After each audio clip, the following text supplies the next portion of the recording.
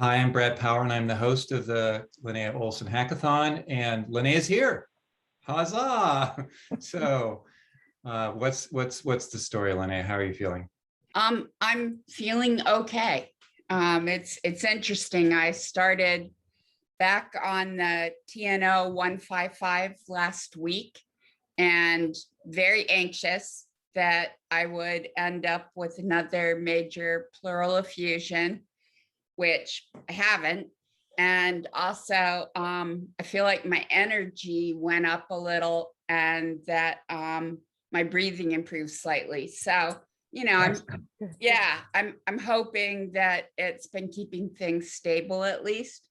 Right. So I went in yesterday for the Pleurex catheter to be installed. And when they looked at me with an ultrasound, they said, we don't think there's a reason to install it now. So I got drained again, 150 milliliters this time. Very, very bloody. So no, it's not like it's not still a mess in there, but I think having it be less aqueous, less wet is going to really help a lot.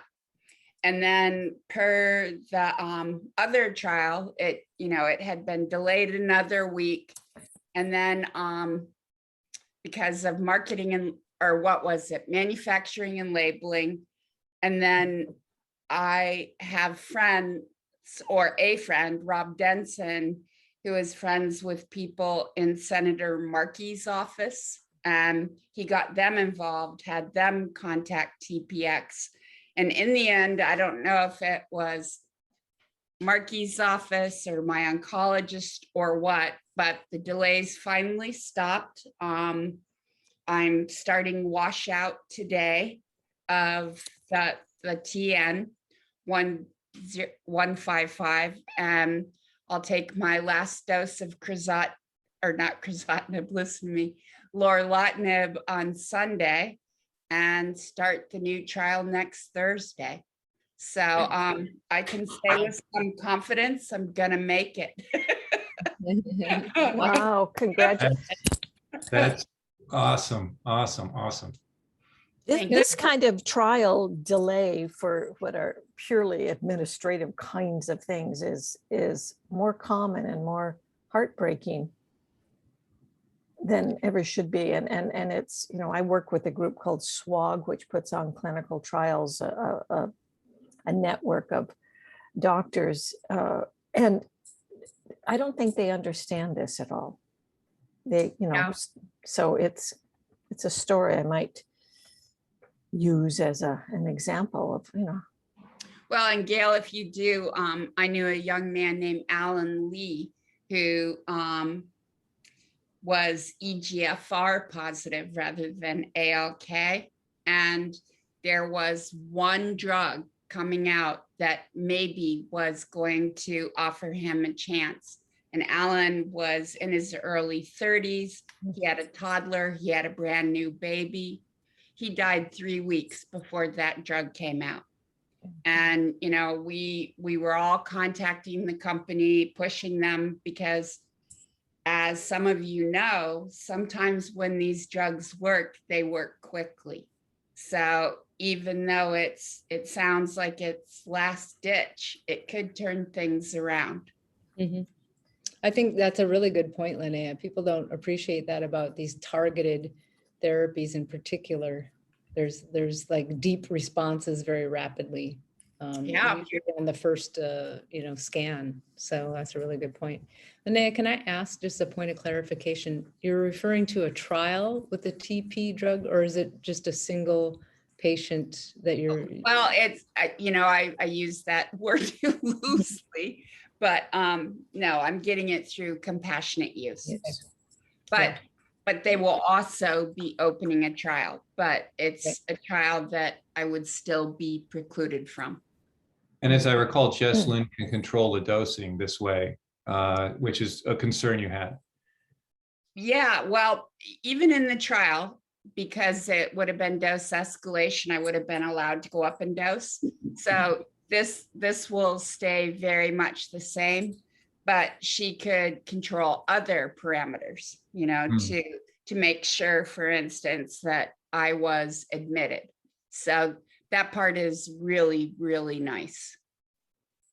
And well, and is there an obligation when you work with these people with compassionate use to make a case study or report back to them? I think that some reciprocity is sometimes requested by some of the companies so that they can I follow don't know. Yeah. you in effect. It's I don't know why they wouldn't want to capture some of the data, but I know they're not going to throw it in their pool. Yeah, well, that's another matter, but there's not an obligation to sort of publish, but you're right. I mean, if you have some miraculous response, they're going to want to do a case study. And I'm going for that miraculous response. Well, I'm one of them from 17 years ago. So I always say, follow my example. And you're more prepared to do this than ever I was at that time. So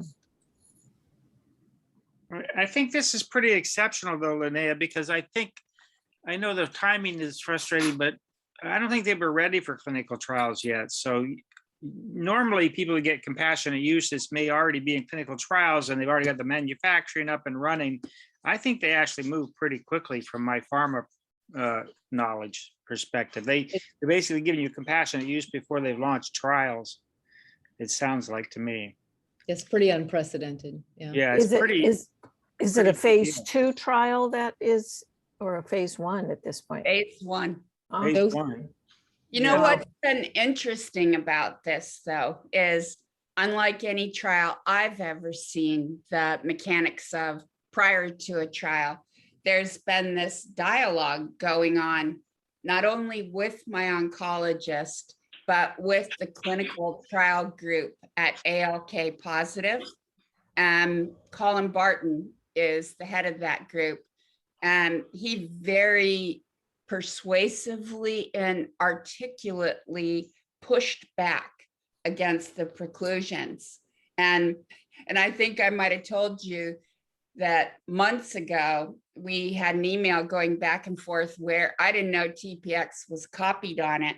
So or Turning Point. So I just came right out and said, this is not humane. And I also don't think it's a good business decision because it's going to make accrual more difficult, the preclusions after just 3 treatments.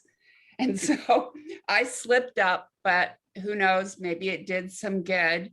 And then Colin just kept on them. And he used my individual case, the case of Gina Hollenbeck, who's president of ALK Positive and also struggling. And he made it, frankly, very personal. And I think this was a little unprecedented. I had never seen this sort of dialogue behind the scenes before. That's awesome. Yeah. And I hope, like, I've spoken to Colin before too, and I think patients know, but just like, don't ever underestimate the power that you have over these companies, because I actually think that your slip up, as you call it, was probably a really good wake up call. It's not often that pharma hears that really blunt feedback, right? Yeah. So, especially directly from a patient, it probably was a bit of a, slap. Well, it called out the elephant in the room, and Colin's first response was to be aghast that I had not been more careful. But then he wrote back and says, I see what you're doing. You're a genius. And of course I wasn't. I just didn't know they were on the conversation. But I told him it's not anything I wouldn't say to them face to face. Exactly. And it's my experience that the people who are up in the lab themselves, in terms of what's happening, they rarely, if ever, see a patient, even under the most informal circumstances. And I'd seen a couple lab people burst into tears when they were introduced to patients, because they'd never seen the people for whom they're working. So to humanize the issues and the stories and the urgency outside what is a weirdly artificial clinical trial world, which I understand, though I have my concerns about how effective it can be. That was what is needed, and that's why patients should be, helping shape trials and clarify the issues from a patient's point of view. Even just delay of 10 days versus 12 days. People get It can be life. dumped. Yeah. Yeah. Yeah. Okay, yeah. Well, it certainly can be the difference between you qualifying for a trial and not. Just again, I bring up that performance status measure again, Right. because that's the biggest exclusion criterion, and that wait time. Even, I've heard a lot of anecdotes about the wait time to even get your genomic test results back. Yes. You can deteriorate your health status, your performance status can deteriorate, and then you're no longer eligible to be on a clinical trial. It's, And I hear stories frequently of somebody supposed to have a CT scan within 30 days. Well, they can't get into CT scan within 30 days. And rather than the trial, the PI or the on-site investigator saying, we'll get you in at our place, or we can write you a tiny exception, build that exception into the trial to start with, or accommodate the person at a different site, rather making it. And no wonder people drop out of trials that they would otherwise be highly Usually, qualified for. if the trial's written well, there's usually a plus or minus X number of days on either side. Yes. It's not a protocol deviation, but you're right. Yeah, so that's one of the things that the SWOG patient advocates fight for. So Kimmery, a very real concern of mine in this particular scenario was that I would still be alive, but I would deteriorate as in my lung, to the point that there was nothing left to salvage. So, those were conversations we were having too. I know I can hold on for a long time, but let's try to stop this progression while it can still be turned around. Yes, absolutely. So Linnea, the plan over next week, you were saying on Monday you'll start the drug, and then when? No, I'll start it on Thursday, next Thursday. So if we meet again on Friday, where I was going was, what are the markers that will tell you if it's working? Will your breathing improve? Will they do a scan? How will you know if it's working? From personal experience, I will know by how I feel, but I'm not sure when the first scan is. And I'm curious too if they're going to scan me before I start, simply because I've been on these other treatments. I would think they'd want a baseline. I would think that you should recommend that. Yeah. And if they've got some sort of patient reported outcome, or not even outcome, but reactions to a log of some sort, that would be valuable, as well. Back to the company. Yeah, back to the company, but also for yourselves. You say, for 6 days I was feeling better and better, increasing, and the 7th thing slowed down. So, you can examine yourself and report in to the best people. They're going to be curious about what I have to say, whether or not I'm a member of the trial, simply because I am going to be one of the first people in the world. So, they are going to be curious. Peggy, that's a really good idea. There are validated instruments like the lung cancer symptom scale and some other things. There's like a dyspnea questionnaire too, that if Linnea felt like it, to sort of fill that out and share. Maybe that's a job she can share with one of a friend. Impressed. I think they'd be very impressed by that. And it might actually, because they're a young company, right?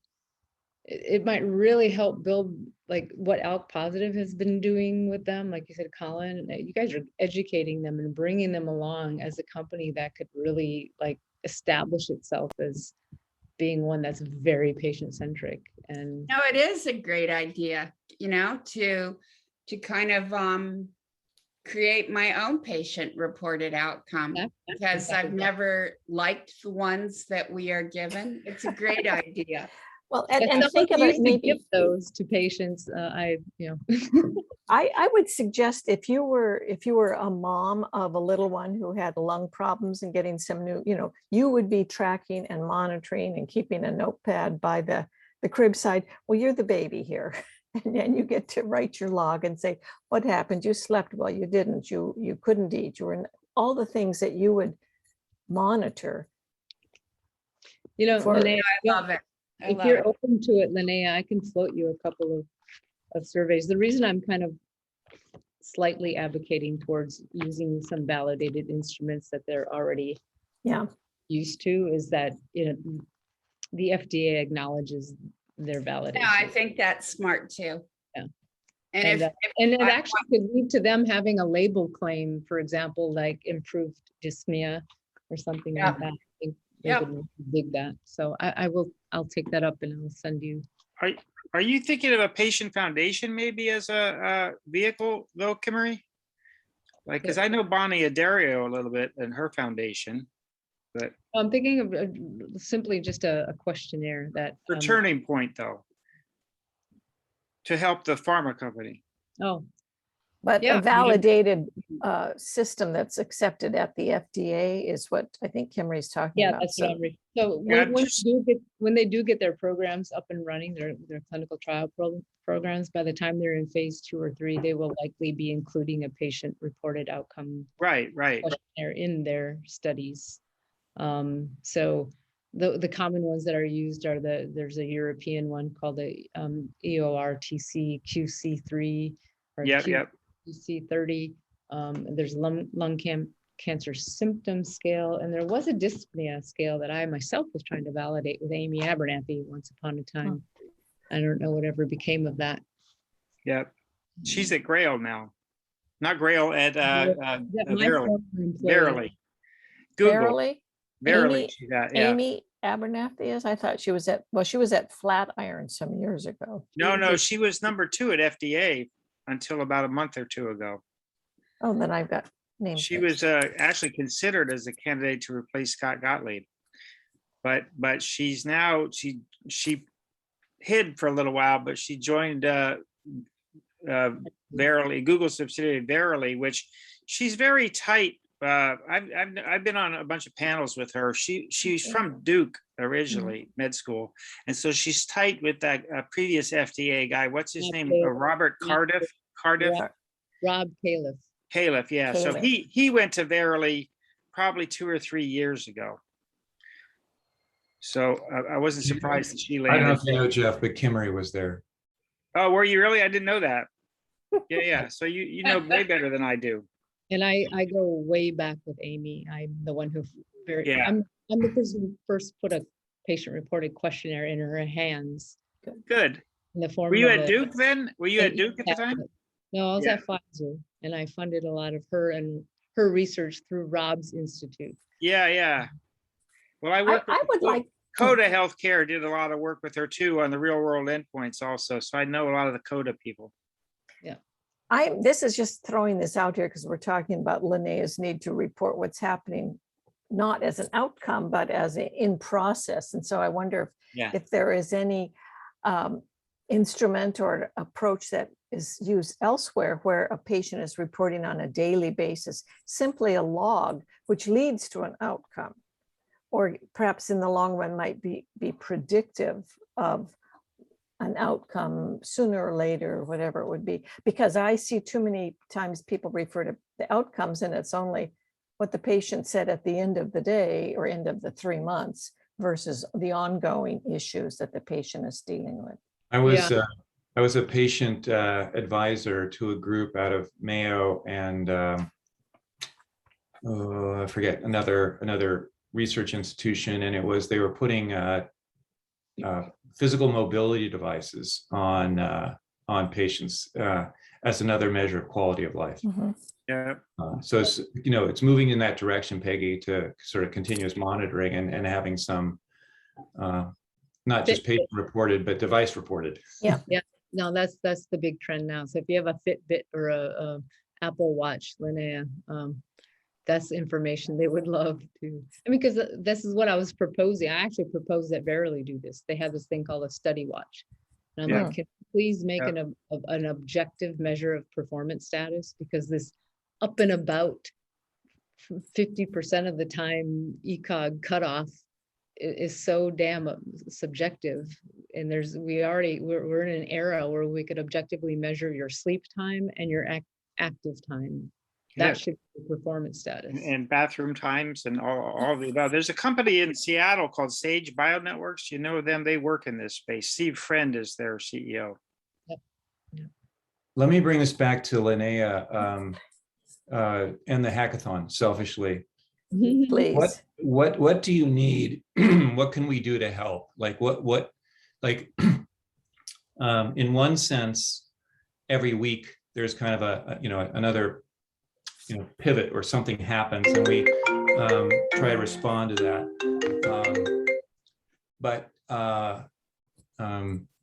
So sort of like, what do you need now? Right. And what is done, because in a way, part of what we were trying to do is steer you to your best next treatment. And that could be this turning point drug. And if we get a successful outcome, we could, we can have victory declared, we got Linnea to her best next treatment. But there are many people who are following this ongoing journey, your journey, and very keen on how you are doing and how they can help. So I just want to curious where you think you're at and how we can help.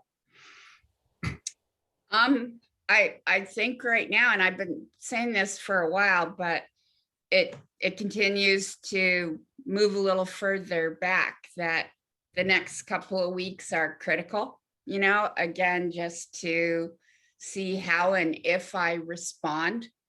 So I'm going to be pretty focused on that, and that's up to the universe. But I really like this idea that was broached today of continuing to be an active participant in my role as someone in a compassionate use situation, even if it's something that's not mandated. But I very much like Kimri's point about making sure it's validated, so it's taken seriously. And if I'm feeling whimsical and have some anecdotal things to add on the side, that's one thing. But I think that's a good way of kind of continuing to hold the reins on the horse to some degree. So I love it. Okay, so we will continue to meet and stay close to you over the next couple of weeks, and then see Thank you. where we And might I'm go. sorry I faded for a while. I just got so tired. Don't be Jeez. sorry. Who knew that would happen? You're very sympathetic. And I'm inclined to wrap us for today, also to just give you more time back for that very purpose, unless anyone has anything else. Thank you all.